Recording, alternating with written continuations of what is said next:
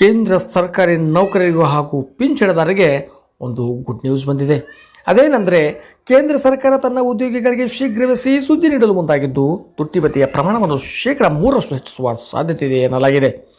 ಒಂದು ವೇಳೆ ಈ ಪ್ರಮಾಣದ ಏರಿಕೆ ಖಚಿತವಾದರೆ ಹಾಲಿ 42% ಇರತಕ್ಕಂಥ ತುಟ್ಟಿ ಭತ್ಯೆಯ ಪ್ರಮಾಣ 45% ಹೆಚ್ಚಳವಾಗಲಿದೆ.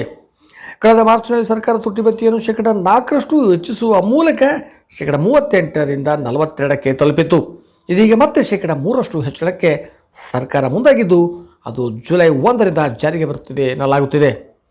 ಈ ಹೆಚ್ಚಳದ ಲಾಭ ಕೇಂದ್ರ ಸರ್ಕಾರದ ಉದ್ಯೋಗಿಗಳಿಗೂ ಹಾಗೂ ಪಿಂಚಣಿದಾರರಿಗೂ, ಅಂದರೆ ಸುಮಾರು 1 ಕೋಟಿಗೂ ಹೆಚ್ಚು ನೌಕರರು ಇದರ ಸದುಪಯೋಗವನ್ನು ಪಡೆಯುತ್ತಾರೆ.